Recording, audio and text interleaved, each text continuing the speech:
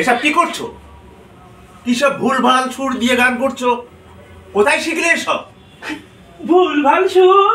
আরে কি বলছেন আপনি? এই সুর করেই তো আজ বাজিমাত। না না, তা হয় না। রবি ঠাকুরের নিজস্ব একটা ধারা আছে, যা তিনি নিজেই চর্চা করে গেছেন। কারণ এখানে এক ধরনের প্রেম, মায়া, ভালোবাসা আছে, আবেগ আছে। আরে রাখুন তো আপনার আবেগ, এই প্রেম, ভালোবাসা, মায়া। আচ্ছা, এই যে আমি যেভাবে গাইছি তাতে কি প্রেম ভালোবাসা নেই? আছে বলেই তো আর বাজিমাত। আর অর্থ, কড়ি, টাকা পয়সা এই সবই হয়েছে। ঠিক, অর্থ দিয়ে কি শিল্প সাহিত্য চর্চা চলে? নির্বোধ কোথাকার। নির্বোধ? আমি না আপনি বা আপনারা? আচ্ছা বলুন তো, এই অর্থ ছাড়া আপনি কি করতে পারেন? কবিতা, নাটক, উপন্যাস লিখলেন, তা তো প্রকাশ করতে হবে। তার জন্যই তো অর্থের প্রয়োজন। বা ধরুন আপনি কি নাটক মঞ্চায়ন করবেন, সেখানে হল ভাড়া, এই লাইটিং, মিউজিকের জন্য এই অর্থের প্রয়োজন আছে কিনা বলুন? হ্যাঁ, প্রয়োজন আছে। তাই বলে নিজের ইতিহাস, ঐতিহ্য, শিক্ষা, সংস্কৃতি সব বিক্রি করে?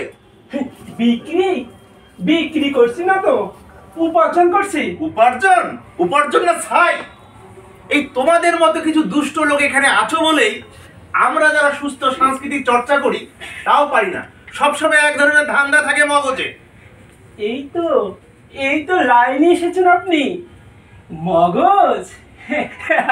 হ্যাঁ, এই মগজ থেকে মাথায়, আর এই মাথা আছে বলেই এখনো টিকে আছি এবং টিকে থাকবো। ওই মাথায় যেদিন পচন ধরবে সেদিন সিঙ্গাপুর, থাইল্যান্ডে গিয়ে চিকিৎসা করাবো।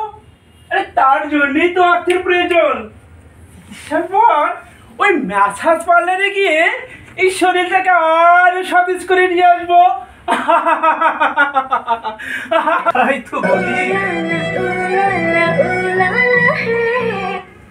তো বলি, এই পচা দুর্গন্ধযুক্ত সংস্কৃতি দেখছি কেন এই সমাজে?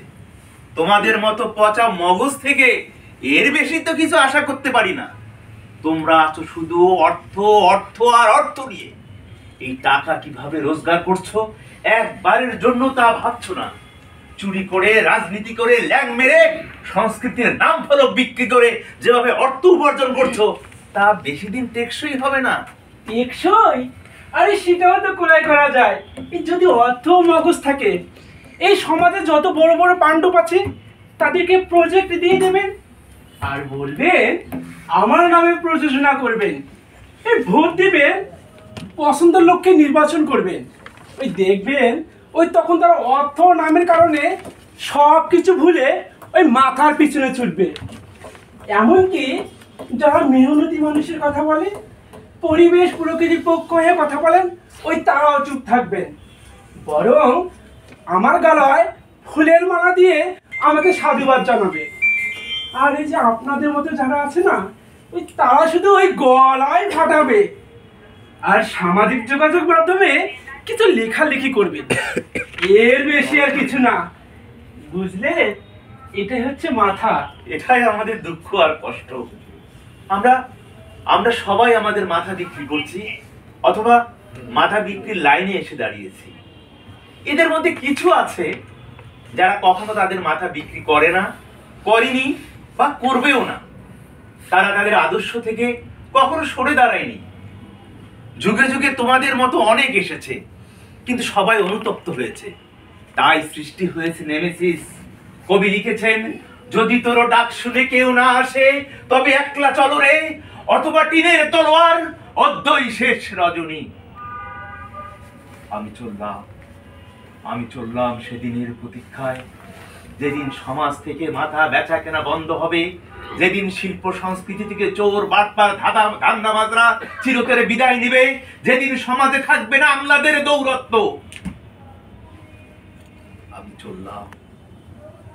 আমি চললাম, তোমাদের শুভ বুদ্ধির উদয় হোক।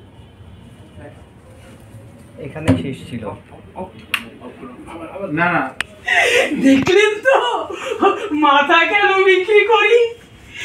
যার যার লাগবে আওয়াজ দিবেন, জায়গায় জায়গায় পৌঁছে যাবে।